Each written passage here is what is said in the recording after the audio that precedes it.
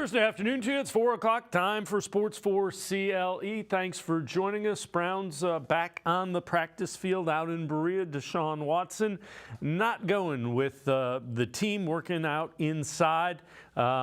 Still listed as day-to-day, up in the air as they get ready for the San Francisco 49ers. P.J. Walker would be the starting quarterback if Watson is unable to go. Offensive coordinator Alex Van Pelt talked about P.J. Walker, but knows if there's any chance at all Deshaun Watson can play, Deshaun Watson will play.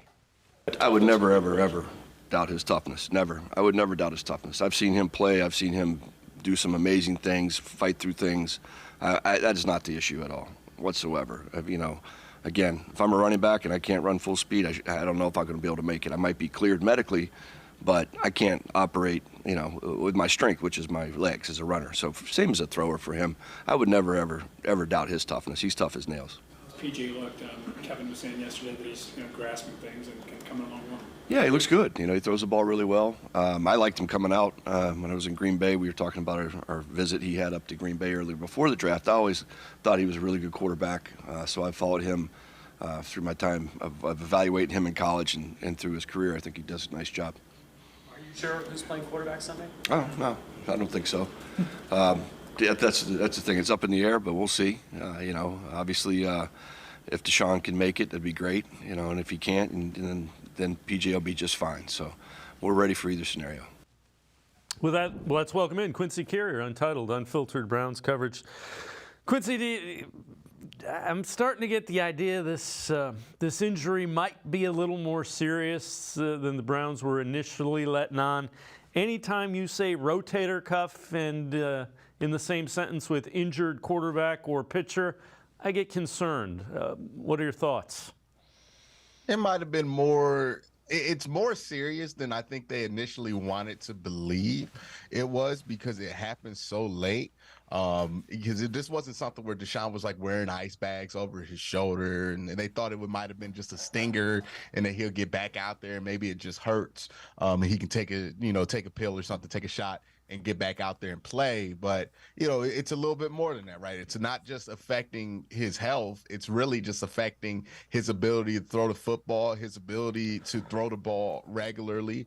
And I would like to point this out to people who are being extra critical of this.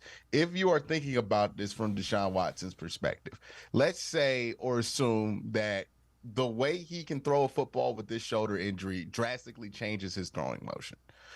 That's something you don't want to play with the quarterback, or with anybody who has repetitive throwing motions, pitchers, quarterbacks, and shooters in basketball. We've seen what happened to Markelle Fultz when he tried to play through a shoulder injury that adjusted his shot, and it never came back with him. So if that's the case and he feels like he has to adjust too much of his throwing motion in order to get back out there, then I would side on the long-term play and say, hey, I don't want him to feel like he has to alter anything, any of his muscle memory, because that stuff cannot come back if you change it. I think it was the small nuances like that. Could he play technically? Sure, he might have been able to technically play. Would that be what's best long-term from him and the Cleveland Browns? I don't think it is. So they're just wanting a resolution to this. I think they kind of had a conversation about it probably in the building to figure out what's best for both of them going forward. And what's best is that they play it safe with this shoulder injury and make sure that Deshaun can throw the ball as he's used to without any discomfort, so it doesn't do any long-term damage to his ability to throw a football. Because we talked about this before. His legs are only going to take him but so far. What's going to take him to that next level is his ability to throw that football. And if he loses that ability, then, it can go downhill real fast here. Yeah, the other thing that happens when you alter mechanics throwing something is you open yourself up to other injuries on other parts of that throwing arm. So I'm with you. All right. I know you've addressed this with your show. What do you think Browns fans need to see Sunday to feel better about the team? Because right now it's kind of a mess with the way the fan base is reacting to this. It feels like a mess, but also this is a 2-2 football team. We've seen good, we've seen bad, we've seen the reaction to the good be over the top. We've seen the reaction to the bad be over the top, right? After the Tennessee and Cincinnati games, you would believe that this team was in the catbird seat to go to the Super Bowl and get the 1 seed. And after the Pittsburgh and Baltimore games, you would believe that this team had not won a football game by the way that the reaction is. We have been over the top all season. That's because the expectations are high, and that's just kind of how people react. When the expectations are high, they tend to overreact to everything that happens. But as far as this game right here, what you would want to see is something that makes you feel better about this offense's ability to produce no matter what, right? If Deshaun's out there, you want to see them produce, obviously. You want to see them be able to be competitive, and not just competitive, be a good offense with Deshaun out there versus a defense as good as the San Francisco 49ers. And if Deshaun cannot be out there, which is looking like more and more that's going to be the case, then you have to figure out a way, and you want to see this offense figure out a way to be competent without Deshaun Watson out there, right? You don't have Nick Chubb, you don't have Deshaun Watson, but you still have guys that should get you to competent, right? We're paying the offensive line a ton of money. We're paying wide receivers a ton of money. We're paying David Njoku a ton of money. You got to find a way to be competent if you don't have Deshaun Watson, because these are things that could pop up during the course of a season. So offensively, you just want to see uptick in performance, a more smooth game from them. And I think win, lose, or draw, if you get that from the offense on top of a pretty good defensive performance, then you'll feel fine with this team going forward, because you'll feel good about their ability to win some of these games that are a little bit more winnable down the stretch. Now, if they go in here and they win a fluke game, but the offense looks terrible, that's going to make us more concerned, to be honest, even if they do win the game. Like, I think short term we'll be fine, but then like Tuesday, Wednesday, Thursday, it'll hit us like, hey, this offense still don't look like it's working right, you know? And those are issues that could pop up and really derail your season. So the short-term goal to win the game, I think that's fine, and everybody's going to be happy if they win this game. But long-term, if you want this team to be able to have a chance at reaching their goals, offensively, you have to see something that's encouraging from that side of the ball, whether that be in a win or a loss. An encouraging offensive performance, I think, will make us feel a lot better about where this team can go for the rest of the season. So who do you think needs to step up for the Browns? I think there's a number of guys, right? Elijah Moore is somebody that we had a lot of hope for in the offseason, and right now he's hypothetical, right? He's in that same hypothetical box that Odell Beckham was in, where it's like, hey, he's open, or he could do this, or why don't we do this? But we're not really seeing it, right? It's the same kind of feeling. And I would like to see him step out of that box and become somebody who can help him, who can help himself, because there are wide receivers in this league that find a way to do that even when the quarterback play is not optimal. Look at Terry McLaurin for a great example. He has not had a good quarterback in his NFL career. He still found a way to be a productive wide receiver. So however it is that the Browns want to get him the ball in his hands, he's got to take advantage of those opportunities, whether that be running routes, whether that be doing end arounds. He just has to be better, because I don't think anybody can honestly look me in the eye and tell me that his performance so far hasn't been disappointing. It has been disappointing.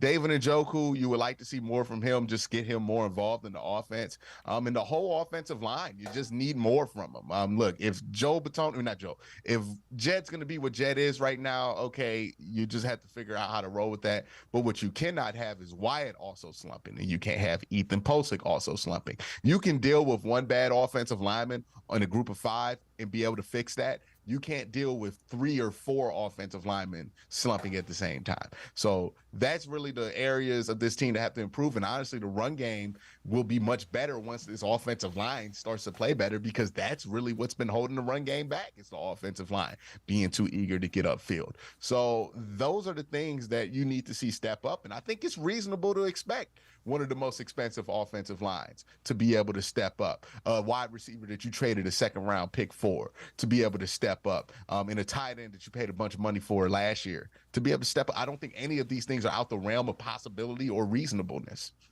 All right, let's head to the voicemail of Truth and Reason for the first time today. Deshaun Watson is looking like a total bust right now. Anything less than a Super Bowl for the Browns is a complete failure after giving up 3 first-round draft picks. Everybody knows you build a team through the draft. I don't know what they're doing. I would have rather stuck with Baker. At this point, I hope they prove me wrong. I just want to point out that P.J. Walker, the guy that's going to start at quarterback, beat out Baker Mayfield with the Carolina Panthers last year. That's why they traded Baker Mayfield to the Rams. Yeah, none of that matters, Dave, because people could point to like 2 weeks and say that's the whole referendum on the whole thing. It doesn't matter that the last time we saw Deshaun Watson out there, he threw for almost 300 yards, had his best performance as the Cleveland Browns, and you beat down a Tennessee Titans team that might be a playoff contender. None of that matters because the last 2 weeks we've been all questioning about this thing. I think we're just too locked in the moment right now. Does Deshaun Watson is this year for Deshaun Watson off to the greatest start? No, but is it off to a disastrous start? I really don't think so. And look, Baker Mayfield's having a good start here with Tampa Bay, and I'm happy for him. And I wish people would stop forcing me to pit the Browns against Baker Mayfield in this very annoying, reductive way. He's gone. Let it be. He's gone. They weren't paying him $30 million at any point, and he hasn't been worth $30 million at any point in his NFL career, because if he were, he wouldn't be making what, Dave? $6.8 million this year to play quarterback and battle it out with Kyle Trask? Like, are we just willing to act like the last 2 years with this man has not happened? Acting as if the quarterback problems wouldn't be the same exact spot, except for you would be paying, what, $10 million less, and maybe you have your first-round picks. But who knows? You probably trade those first-round picks to get guys to put around Baker Mayfield, right? Like, so it's revisionist history. It's a pointless argument, and all it does is make people have to make a choice between appreciating the Cleveland Browns or appreciating a guy who doesn't play here anymore. And that's stupid. I want to like Baker Mayfield again, and the more people do stuff like this, people are forced to take a stance against him for no good reason. Why is he being brought up right now? I don't get it. Quincy, Garrett, and I are going to step aside, take a quick time out. On the other side of the break, we'll head back to the voicemail of Truth and Reason. Sports4CLE will be right back. Stay with us. The Ohio Lottery Partners in Education program recognizes role model students and teachers from across Ohio. Nominations can now be done completely online. To nominate a deserving teacher or student, go to ohiolottery.com. In the About section, find Partners in Education. There you will find links to the nomination forms. Students kindergarten through 12th grade can be academic all-stars. Teachers can be honored as a Teacher of the Month. The Ohio Lottery Partners in Education, where stars shine.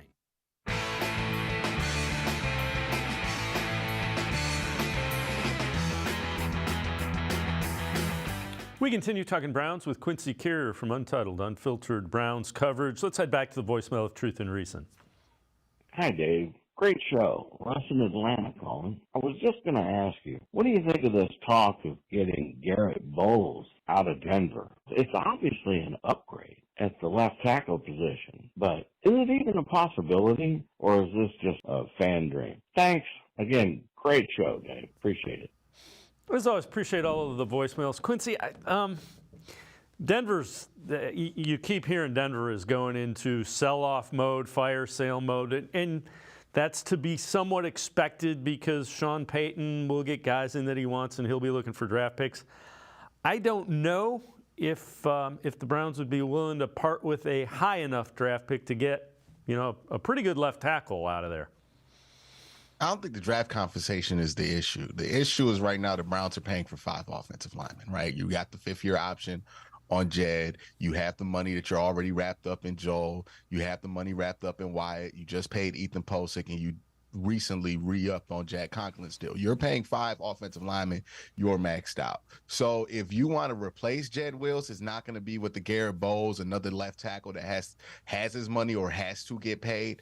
They're probably going to go along the same route that they went with running back, right? Where it's like, hey, we like this guy in the 2nd round 2 years ago, or we like this guy in the 3rd round 2 years ago, and he's sitting around on somebody's bench, and we're going to try to trade for him, see if he can push Jed Wills once we get that guy up to speed. I think that's more or less the lane that they're looking for somebody to fill when it comes to a trade. I don't think Garrett Bowles is realistic, because if you trade for Garrett Bowles and you can't find a partner for Jed Wills, which is very likely, I don't see anybody trading for Jed Wills right now. Because if you could trade Jed Wills, you wouldn't have to trade Jed Wills, right? That's just the truth about it. So if Jed can't be moved, then you can't sign somebody else and pay 6 offensive linemen when you got a quarterback due up. Miles gonna have to be restructured at some point. You got all this money kind of due up on both sides of the ball. You want to keep Grant Delpit, right? That's money's got to come from somewhere. So you can't pay for 6 offensive linemen next year and this year. What you have to do is find a way to pay for 5 and have 5 out there, similar to how DeJuan Jones is on a rookie deal. But you don't mind that, because the money that would pay for right tackle play is just going to Jack Conklin, but DeJuan Jones is the one that's going to be out there. Same thing for left tackle. Okay, Jed can't be out there, but if you can find somebody to replace him on a rookie deal, that's who you go with. How are you going to find somebody to replace him on a rookie deal? You're not going to get a starter, so you got to get somebody who's just kind of languishing on somebody's bench. Maybe they need to be put in the right system or the right kind of fit, and you feel like your team's the right fit to plug that person in, and that's how you fill that hole. So I don't mean to throw wet anybody's blanket about this whole Garrett Bowles thing, but I just don't think it's fiscally possible for the Cleveland Browns, or even responsible for them to do. And if they did, I think it would ring the bells for me personally of a panic decision more than like a good structural decision. Like, that would make me start to wonder if Andrew Berry feels like his job security is at risk, because that's a very short-term move that you would only do in that kind of a situation. All right, multiple league sources are telling Matt Lombardo, who is a national NFL reporter, Jerry Jeudy will likely be moved prior to the trade deadline. One NFL executive saying, or NFC executive saying, they've already had internal discussions about a possible deal. Browns, Panthers, and the Patriots are listed as the most likely landing spots. We know they were interested in Jerry Jeudy before they went out and got Elijah Moore. You still think that that is something that the Browns are looking at? Yeah, I mean, it's not going to be expensive, right? I think that's the more prohibitive thing for them is it going to be expensive question. Jerry Jeudy want to be expensive. I have questions on like how much can another fast guy who's unproven really help you with this team? Like, is that the issue right now? Is your wide receivers, or is the issue been the stability at the quarterback position? I think it's probably been more the latter than the former. So that being said, I would be fine with the move like that, but I just don't know if that moves the needle for this team in a significant enough way to part with a significant asset. So let me ask you this.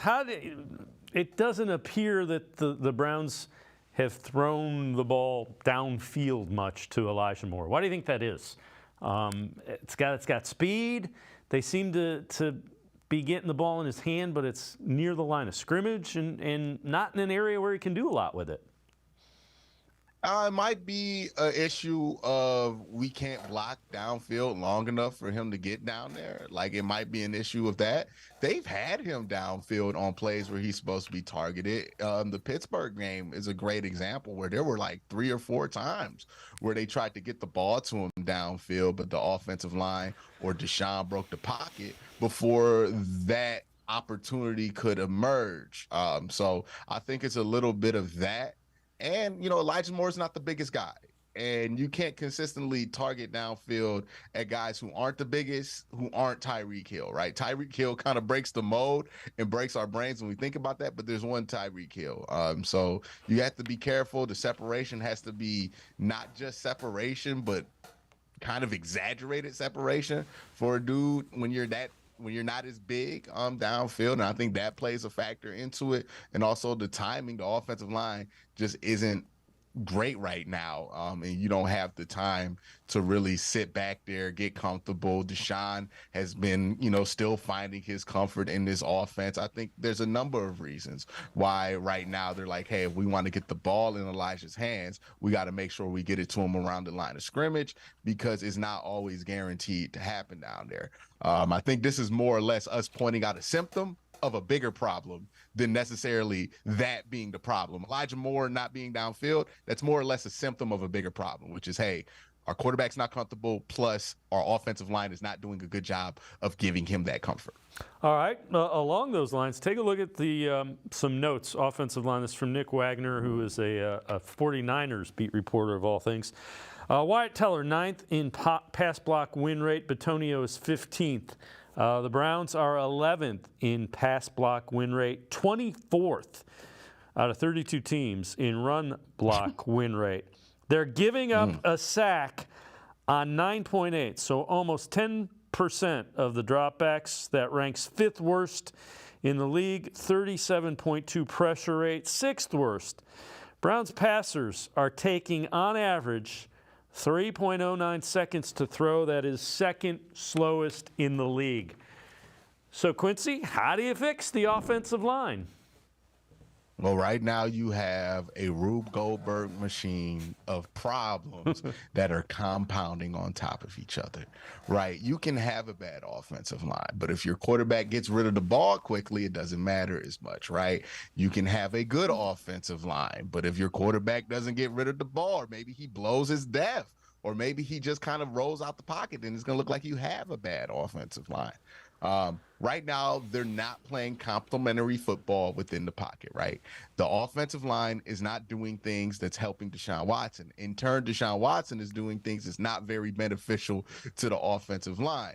And this is a cycle that's repeating itself. I think they all need to get together and figure out, okay, if you get beat, I can do this. And I think we saw signs of this, Dave, in the Tennessee game, where you saw Deshaun stay in the pocket far more often and actually saw him start to step up and do some of the things he used to do in in Texas. So I think there were signs of this improving. It's just, it needs time. They need chemistry. They need to figure out each other in this offense. What's going to help them the best? What does Deshaun like to do? It's not a plug and play thing. We even saw this with Aaron Rodgers for like the 2 plays that he had in New York. Part of the reason that somebody was able to get to him so easy was that the chemistry was not there. New quarterbacks in new situations, it's going to take a while for that to gel with the offensive line. And then you add on top of it that Deshaun Watson has had his own problems creating pressures, getting sacked in his previous history in Houston. So this is something he's trying to get better at as well. You know, it's going to be a bit more of a process than I think people thought. And I think that's just what's happening there. I think it's just a process. They're not as bad as those numbers would imply from a talent perspective, but they're all doing things that aren't helping each other, and it's compounding these problems and making them worse. That's a fixable thing, though. All right. Before we go to break, let's head back to the voicemail of Truth and Reason. Hey, Dave, Brent from Cleveland. I have one good thing. If Deshaun Watson doesn't play, I wouldn't want Jedrick Wills getting my blind side, because he'd probably get hurt worse than he is now. Yeah, I just want to throw that at you, see what you think, brother. I love you, man. Be good, be safe. The jungle out there, but you have a good one. Great show as always, brother. As always, appreciate all the voicemails. Quincy, they got to find a way to work around what's going on with the line. There are schematic things that you do and some things that you adjust. I mean, also it's up to Watson as well. And I would point out to Deshaun, like, you didn't get hurt in the pocket.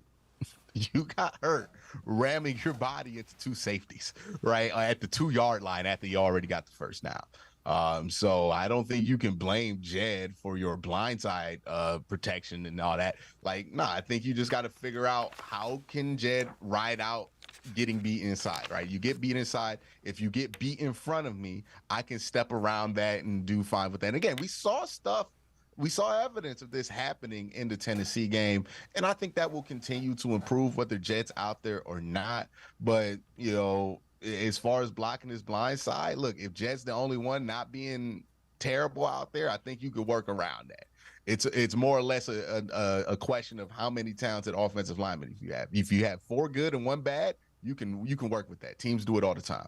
If you have more than 3 bad offensive linemen, which right now the Browns have, then you can't work around that. There's nothing you could do to fix that. There's nothing schematically that can fix that. You just kind of stink. And the thing is that we know that 2 of these guys who are stinking right now, they don't stink. So they just need to play better. But it really has to do, it's a numbers game when it comes to the offensive line. I think Jed is being extra exposed because the rest of the offensive line is playing under expectation. Quincy Carrier, Untitled, Unfiltered Browns coverage, and I are going to step aside, take a quick time out. Other side of the break, we turn our attention to the defense. We'll hear from Kyle Shanahan, 49ers head coach. Sports for Sale. I'll be right back. Stay with us. Come back to go forward. Back to learning new things. Back to pursuing your dreams. Tri-C has flexible learning options to fit your life. And every year, more than 1,000 local companies provide Tri-C students with real-world learning. The right education can boost your lifetime earning power by hundreds of thousands of dollars. Start now with a college education you can afford. Tri-C, where futures begin.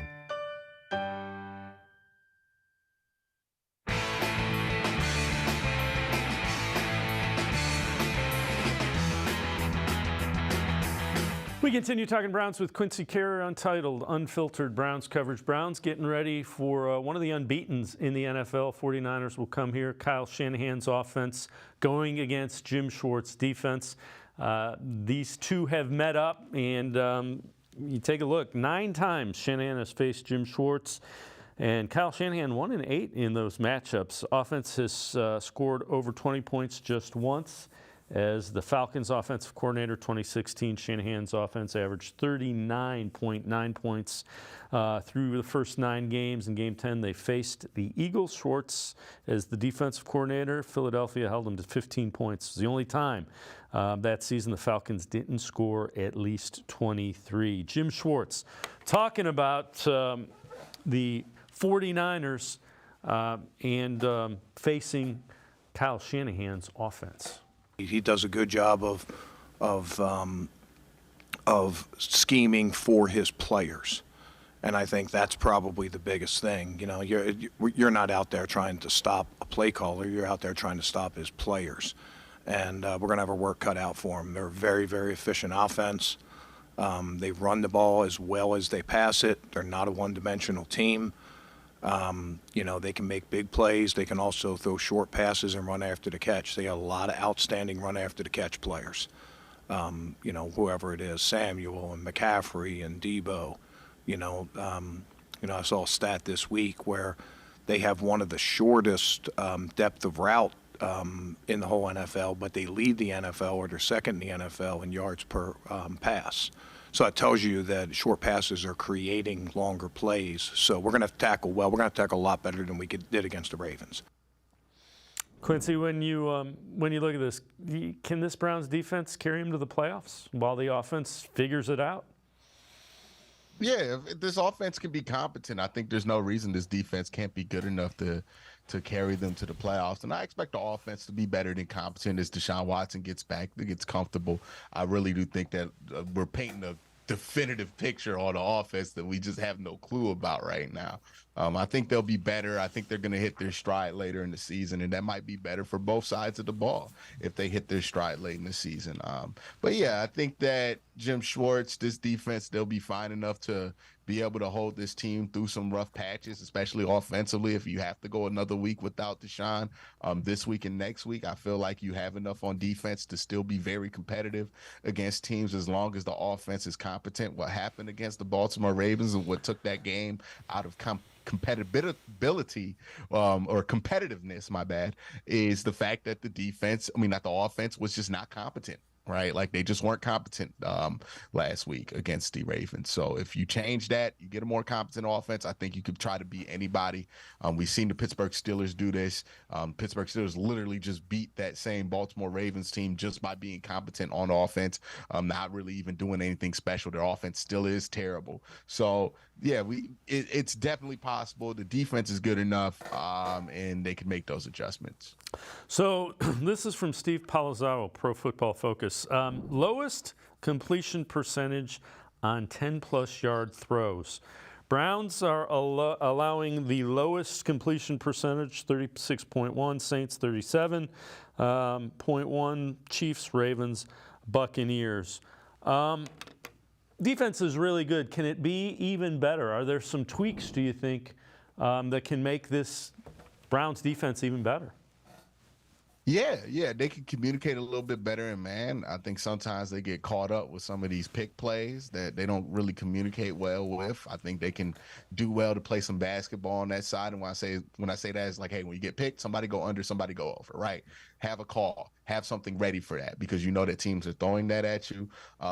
Pre-snap, post-snap motion seems to really bug them. And again, that has to do with just better communication, making sure that guys are in the right spot, making sure that you're confirming certain calls, and making sure you're getting some of these calls down to the defensive line. And that can be very hard to do at times because defensive linemen are tired, gassed every play, and they're in the worst area to get a play call. So it's about just making sure you tighten up some of those communication things. But that's really it for this Browns defense. Everywhere else, they've been extremely stellar, extremely good. Even in that Baltimore game, I would say they had a couple times where they miscommunicated and it really affected them in the run game or in the pass game. But outside of that, I don't think that anybody can line up and have a better defense than the Cleveland Browns do right now. Quincy, Carrier and I are going to step aside, take one more time out. We'll head back to the voicemail of Truth and Reason, talk a little bit about the Browns running game and the 49ers. Sports4CLE, be right back. Stay with us. The Ohio Lottery Partners in Education program recognizes role model students and teachers from across Ohio. Nominations can now be done completely online. To nominate a deserving teacher or student, go to ohiolottery.com. In the About section, find Partners in Education. There you will find links to the nomination forms. Students, kindergarten through 12th grade, can be academic all-stars. Teachers can be honored as a Teacher of the Month. The Ohio Lottery Partners in Education, where stars shine.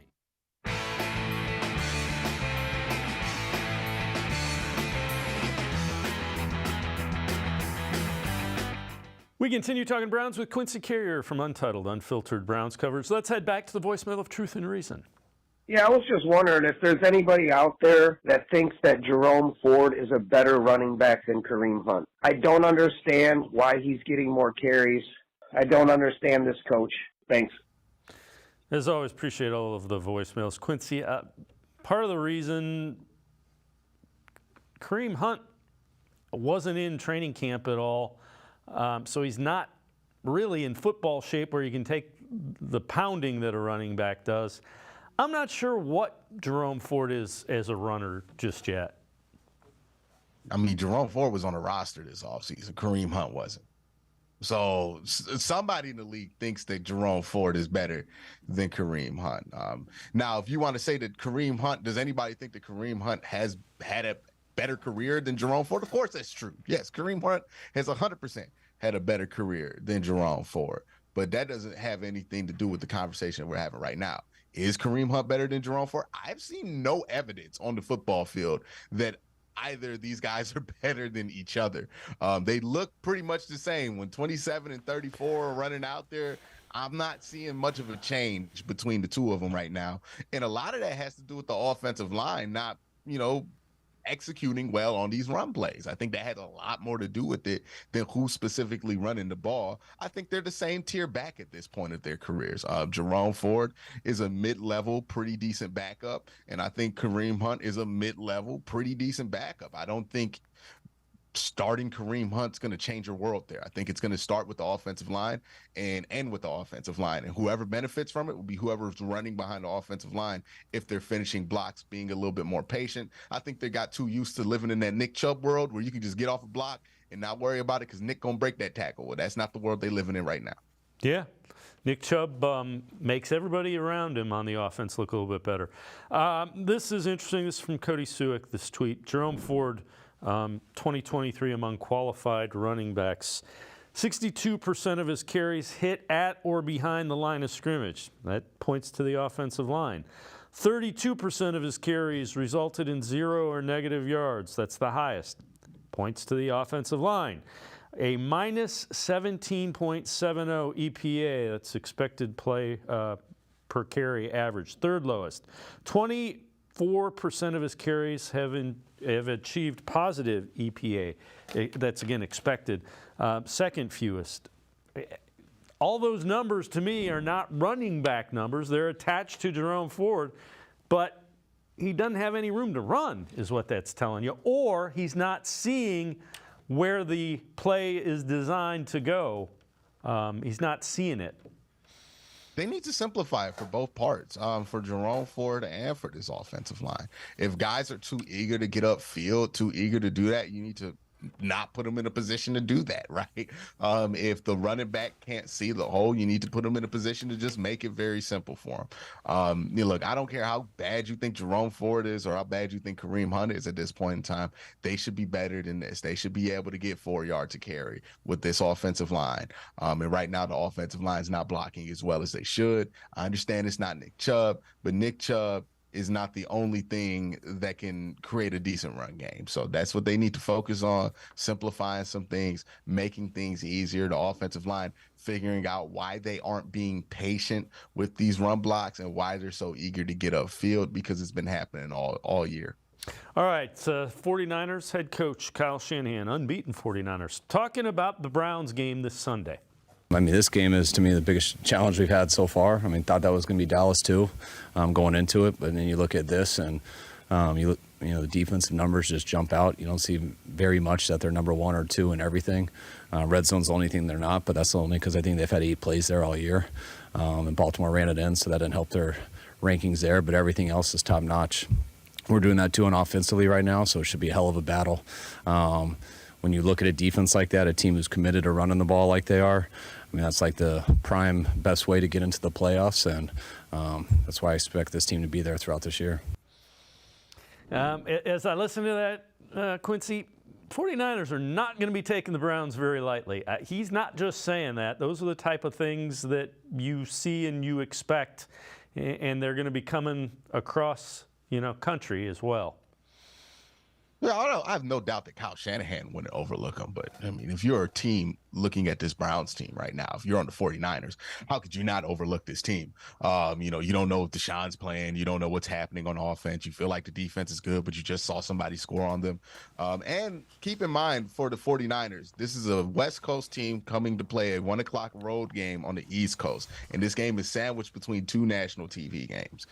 Just going to point that out there. It's usually not the greatest scheduling thing in the world for the team that has that going on. It usually kind of turns into a schedule kind of whoopsie there when you have it. So I think, yes, Kyle's going to take this matchup seriously, especially on the offensive side of it. But I also think there's some other factors in play here that can lean towards the Cleveland Browns. And look, this Browns defense is really, really good. I think a lot of people are writing that off or forgetting that just to be mad at the offense. But this is a really, really good defense that's due for some turnovers, that's due for some scoring. And I really wouldn't be surprised if that happened. Would that shock you? If they got a pick 6 on Sunday? I don't think it would shock anybody if they did that. They've been due for a while. They're really, really good. So, I really think people are underestimating the Browns' ability to win this game. All right, this might be why, though. This again from Nick Wagner, who is a 49ers beat reporter. 49ers have run a total of 7 offensive plays while trailing this season. Every other team in the NFL has run at least 36 when trailing. San Francisco, the only team that has not trailed at all in the second half of a football game. And we're already in week 6, so that's how good they are. Keys to this one. When you look at this, what the Browns need to do to find a way to doesn't matter if you're going to consider it stealing. If you want to steal a victory, what do the Browns need to do? Yeah, what they need to do if they want to steal a victory or come out of here with the victory, one, they need to play their game on the defensive side of the ball, be there, take advantage of some opportunities, get some pressure on Brock Purdy, see if he forces some bad throws, which he's prone to do, and you can take advantage of that. Look, all those stats are fine and dandy and all, but the Browns defense had those same stats before the Baltimore Ravens put 28 on them, right? Like, them stats really don't matter once the game starts. So if you're the Browns, you just got to play your game. Offensively, be competent. Don't turn the ball over. Score every once in a while, right? That'd be nice. Score the ball every once in a while.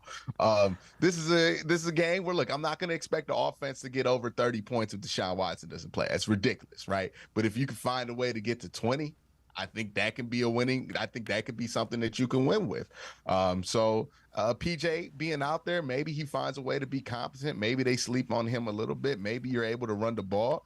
It's going to be a tough uphill battle for the Browns offensively, but it's nothing that they can't win. And then defensively, yeah, it's going to be a tough battle, but I don't think that that's where the 49ers overwhelm you, right? So I think that you have the pieces on defense to be able to neutralize that. And if you get some help from your defense, I think that's going to be very important this week. If you get some help from your defense when it comes to field position or scoring, that's going to be also very important. And it's a road game too for the 49ers. So yeah, I think there's a lot on the table here for the Cleveland Browns to be able to upset the 49ers. And I would put this one, like, I would, if I were somebody who were interested in this, I would say this is a upset alert for the 49ers. Not saying that the Browns are going to do it, but I do think that the recipe is there for an upset. Yeah, this they haven't done it yet in their first 4 games. Have to win the turnover battle, especially if it's PJ Walker. You can't give a really good team extra possessions, which are what turnovers do. Got to win that, and if they win that, it gives them a fighting chance, I think. Absolutely, yeah. They just can't turn the ball over. Well, they turned the ball over 10 times. 10 times in 4 games. Yep. It's amazing they're 2-2.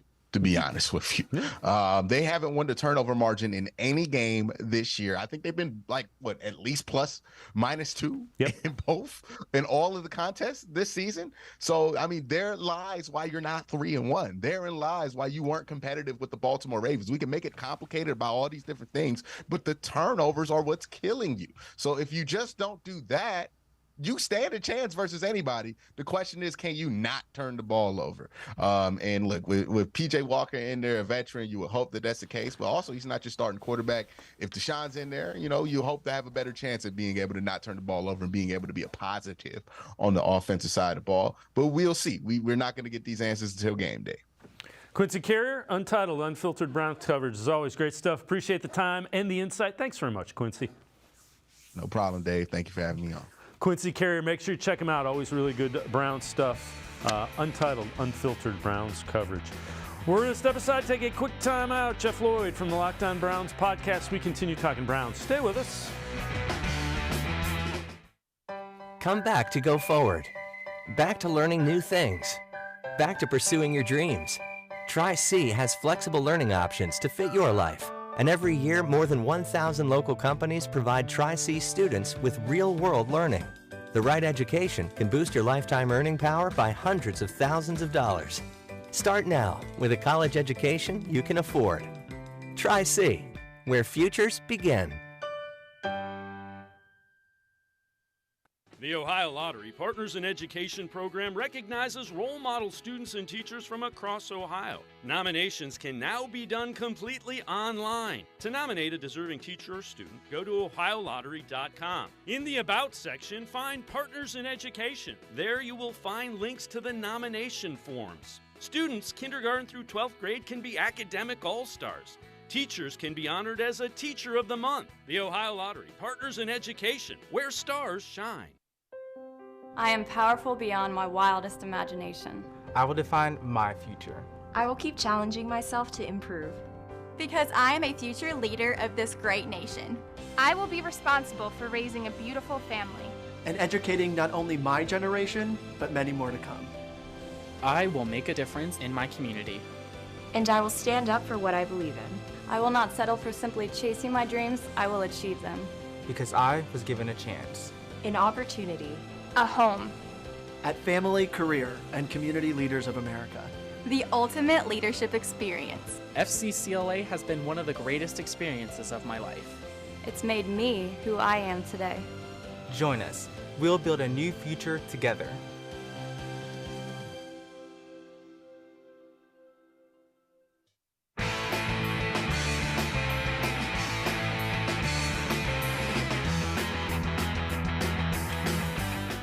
We continue talking Browns on Sports4CLE. Let's head back to the voicemail of Truth and Reason. A couple things for all you Browns fans with short memories. We're about a little under 30% through the season at this point. In order for you to have a chance in the season, your quarterback needs to be healthy, needs to be able to throw, he needs to be able to perform. The only person that knows whether or not they can do that is Deshaun Watson. Those of you that have short memories must have forgotten a gentleman named Baker Mayfield, who also went through about 3 different teams in the last 2 seasons after a stint with the shoulder injury, which messed with his throwing mechanics, etc. Deshaun's worth substantially more than Baker, top to bottom, in terms of performance and in terms of his resume and in terms of just right now being a Brown, in my opinion. However, on paper, he actually is worth more, and it does behoove us as city and team to work with Deshaun to make sure he's healthy and to get the Browns to the best place they can get to. Thank you, guys. Bye. As always, appreciate all the voicemails. Let's welcome in Jeff Lloyd, Locked On Browns podcast. Jeff, you got to take a player at his word. If he doesn't feel he can perform, you don't put him out there. And I was the one that said, when Baker Mayfield was here, shouldn't be playing. Well, the thing is if now what we know is described as the injury and it's a 2 to 6 week injury, and he tells us he's unable to go, I mean, you kind of got to definitely take the guy at face value with that. Obviously, it certainly doesn't help, that this team has already lost 1 game without him. You're facing a team, the San Francisco 49ers, which was going to be a difficult task regardless of whether or not you had Deshaun Watson, probably the best, in my opinion, the best team in the NFL right now. But you get into, this situation, and look, I mean, if he's not practicing, he's not avoiding it. So it's, I mean, I think everybody wants to just think, for some reason, like he's ducking things. It doesn't seem to be the case. It just seems like he's not able to go right now. It's unfortunate, certainly. We've waited, obviously an ample amount of time for Deshaun to actually join the team, dealt with everything that went on in 2022, and then thought, here we are, 2023. It's going to be, the perfect, opportunity, roster, coaching upgrades, and, now finally getting, the franchise quarterback with, basically the entire offseason under his belt. But here we are, and it's just obviously a rocky road for everybody. I think a lot of it more is just frustration that pours out into maybe anger. But, probably frustration is where the starting point with all of this is. Yeah, and you know what? I'm sure Deshaun Watson's probably the most frustrated because he is a guy that played with a punctured lung. He wants to be out there and play. I have no doubt about that. Offensive notes from the Browns. This is from Nick Wagner, who is a 49ers beat reporter. And these are concerning. EPA offensive play, minus .16, 31st in the NFL, 30th in pass play EPA, 23rd in rush play EPA. Jerome Ford leads the Browns in scrimmage yardage per game, 65.8, 47th in the league. 49ers have 3 players averaging at least 75.6. Jeff, the offense has to find a way to get better. We knew it would be a work in progress. They got to start making some progress. Well, you look at this, and obviously, I mean, you can break it down, and there's probably a reason these numbers add up the way they do. Baltimore Raven game where you started a rookie quarterback who found out at 10:30 in the morning he was getting the starting assignment. The terrible game against Pittsburgh. Obviously, the weather against Cincinnati, they started to play much better, probably, in my opinion, about the last 33, 34 minutes of that ball game. And obviously, things went kind of right for you against the Tennessee Titans. But there's no question about it. You have a defense out here that is putting up, top 5 numbers all across the board. And we kind of even said once the defense came on so quickly, hey, the offense isn't going to have to do, top 5 in the league stuff. They're basically just going to have to, kind of keep the pace and make sure they don't, cause points to get on the board, which they've done. Don't turn the ball over, which they have also done, and make sure the run blocking holds up. None of those things have happened to this point. So you get an offense that's, really, really struggling to this point. And if it's another week without Deshaun, and now it's going to be yet a different quarterback playing. So the Browns will be on their 3rd quarterback start in just 5 games, which is a miraculous number in the NFL. But by no means, I mean, the defense can't go out there. They're not going to get, 4 or 5, pick sixes per game to, make the difference here. This offense has got to find a way to at least keep drives going, find a way to get points, even if they're field goals. They just can't go out there and go at the pace they've been going at right now. So this is also concerning. These are PFF grades for run blocking. Jedrick Wills, 44. Joel Bitonio, 59. Wyatt Teller, 63.3. DeJuan Jones, 41.4. I'm not sure why they include Donovan Peoples-Jones in there. And Ethan Posick, 71.8. Did Nick Chubb make this offensive line look a little bit better? Is it just a tough start for the offensive line? How do you deal with those grades, which are not great, from a line that, by most accounts, is one of the better ones in the NFL? Well, this team is obviously always graded very well on the offensive line standpoint, but that has nothing to do with what Nick Chubb's doing with the ball in his hands. Obviously, that has to do with what the players are doing.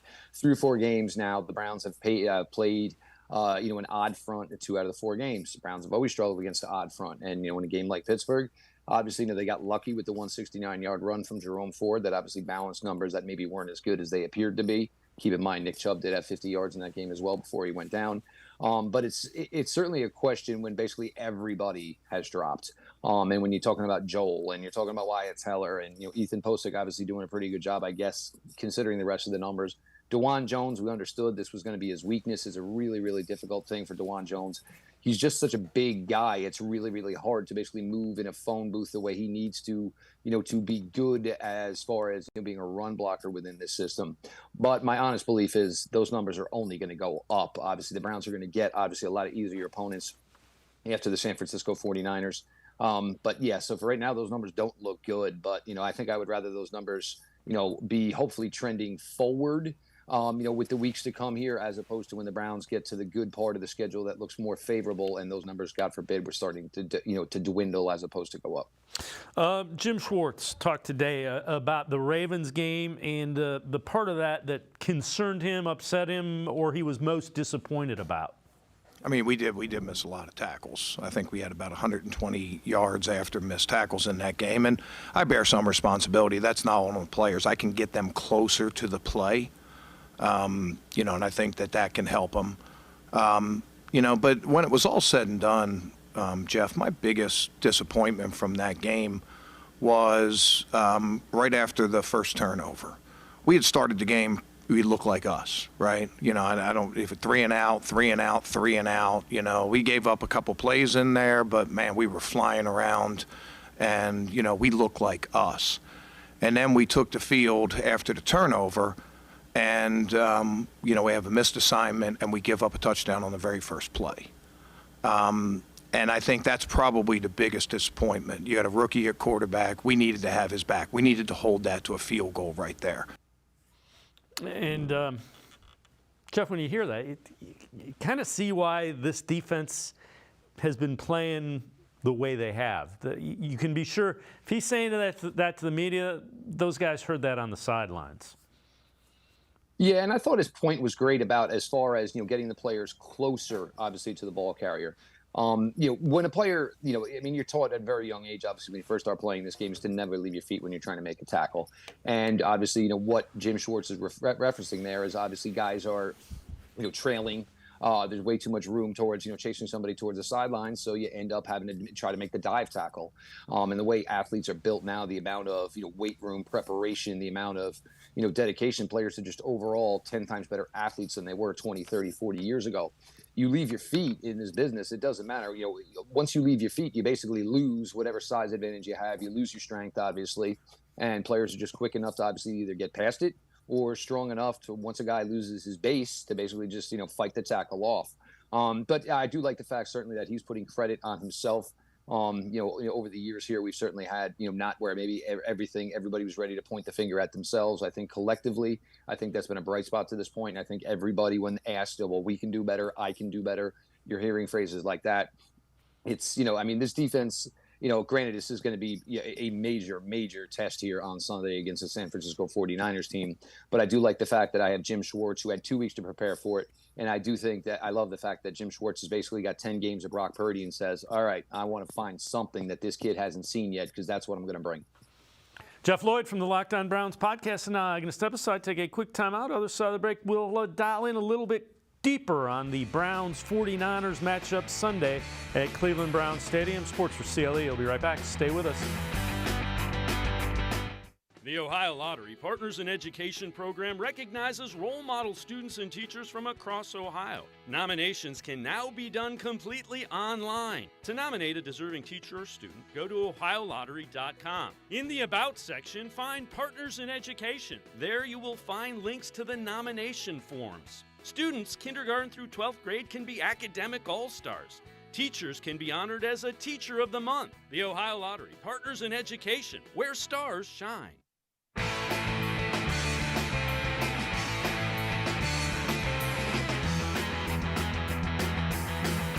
We continue talking Browns with Jeff Lloyd from the Locked On Browns podcast. Kyle Shanahan talked about Myles Garrett and this Browns defense that they're getting ready to face on Sunday.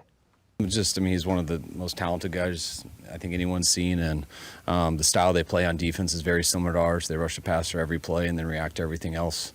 Him combined with Schwartz's scheme and the guys around him, it's a problem. It's obvious why they're a top defense right now. And Jeff, we saw earlier, Jim Schwartz has had a lot of success against Kyle Shanahan offenses. Yeah, I mean, and what we talk about why this unit has been so good to this point is you have players, and look, we know what the defensive line situation has been here in the years past, obviously, just inferior players. We talked about some players obviously struggling to make and stay on practice squads of other NFL rosters. But now you can basically use Myles basically as that queen, like you would use it in chess, and just have him do whatever you think is the easiest matchup for him, and then creating winnable one-on-ones for everybody else. It is a beautiful marriage, obviously, when you get a defensive coordinator who can get this, 99.999 percentile athlete who is just gets better, it seems, every year as far as, his overall football ability. It was great that he was an athlete all these years, but Myles has really put in so much effort to become more and more of a complete player on the defensive side of the ball. And of course with Schwartz's success against Shanahan, look, you get pumped up, you get excited to go against, guys, who, have a decent reputation. So, of course for Jim Schwartz, this is a big one for him. You look at this man and, he knows how his defense is being viewed right now. But guess what? If, the 49ers drop 30 on him, which seems to be their MO, they scored 30 at will with Brock Purdy at the quarterback position, then maybe, more questions will come up because it'll be a second straight poor performance for this defense. But I think they understand how important their role is in having any possibility of winning this game. So I think they're going to come out and they're going to show well. Whether or not that's going to be enough to make a difference, it's going to be a tough call. This is a really, really loaded 49ers football team. Well, the other thing, take a look at this, best passer ratings through 5 weeks, and it is the guy that's going to be playing quarterback for the 49ers, Brock Purdy, by a lot.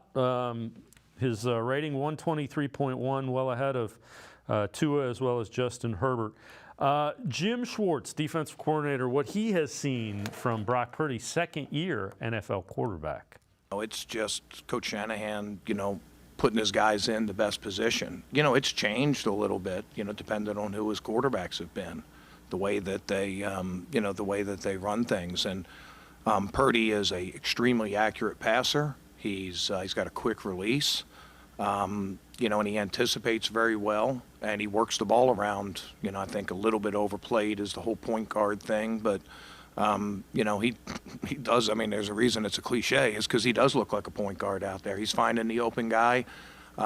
He's getting rid of the ball quick.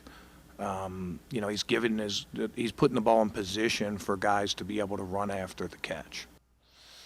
And Jeff, I'm curious to see, is there a way that they can speed him up? Because he hasn't been sped up. And, if you watch the Cowboys, that was a pretty good defense, and they just flat out took it apart.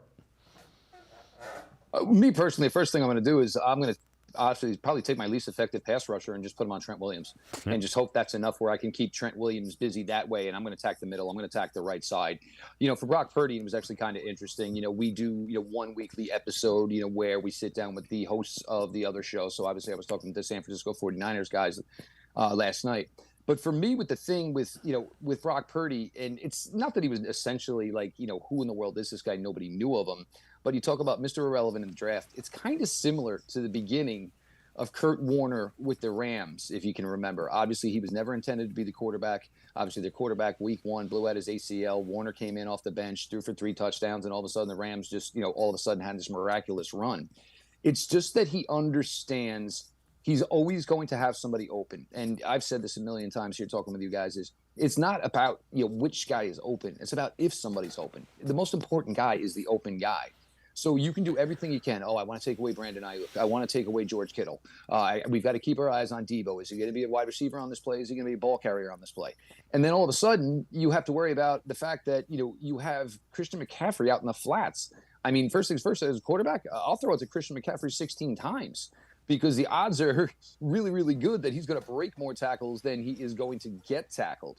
But he is, I think we're getting to the point where we got to stop using these, pseudonyms, game manager, point guard, and maybe just starting to say that the kid's playing really, really well. Does it help that he's in an offense that really seems to suit his abilities? Yes, but he is reading, he is diagnosing, he is finding the open man. His throws are anticipatory. He gets a ball over a linebacker, under a safety. The kid is just playing lights out ball right now. And, for all the, nice stories last year and, oh my God, he's back off that. Brock Purdy is just a really, really good NFL quarterback. And right now the 49ers are reaping the benefits of a 7th-round pick so they can have as much talent on that team as they want because they're basically paying their quarterback nothing. All right, before I let you go, what's the path to a win for the Browns? What do they need to do if they're going to find a way to beat the 49ers? I mean, when you talk about any recipe for an upset, obviously you've got to win the turnover margin. In this case, you're going to have to win the turnover margin significantly. 3 turnovers, possibly 4 turnovers. 49ers don't turn their ball over a lot, but hey, you never know. Every team, is due at some point. Nobody goes undefeated in the NFL. You're going to need something from special teams. Can you get a blocked kick? Can you get a big return? Maybe not even necessarily for a touchdown, but one that flips major field position. Offensively, it's, we say it every week, obviously no penalties, no turnovers, but they just got to find a way to be efficient. Obviously, they got to complete, a high percentage of balls so they can obviously keep the clock running. They've got to run a lot more effectively. They have, obviously the last couple of weeks when they've made this transition where it's Jerome Ford, where it's Kareem Hunt. Me personally, I'm still going to say I'd love to see Pierre Strong get a couple more reps because I just think he's got more juice in that backfield, more overall speed in that backfield than anybody else does. But I mean, we all kind of know what the key ingredients are for an upset in the NFL. It's going to be a big one. It would really take a lot, for this, for the Browns to pull this off, as we look like most likely it's going to be PJ Walker playing. But look, you play the games for a reason. Obviously, you have a defense that's going to come out motivated. They know how good the 49ers are. The Browns want to show people that they are that legit as well on the defensive side of the ball. Hey, man, my heart will always tell me they got a fighting chance. Maybe my head doesn't necessarily. But, you got to go out there. You got to get it done. And you got to put together solid 60 minutes of football because the 49ers, and I told you this, Dave, when we first talked about the schedule, the 49ers, they will not just beat you on the football field. They will beat you up. Jeff Lloyd, Locked On Browns podcast. As always, great stuff. Appreciate the time and the insight. Thanks very much, Jeff. All the best, Dave. We'll talk soon. All right. Jeff Lloyd, make sure you check him out. Always really good stuff with the Locked On Browns podcast. It's going to do it for this edition of Sports for CLE. We'll see you back here tomorrow at 4 o'clock. Have a great night, everybody. See you tomorrow at 4 on Sports for CLE.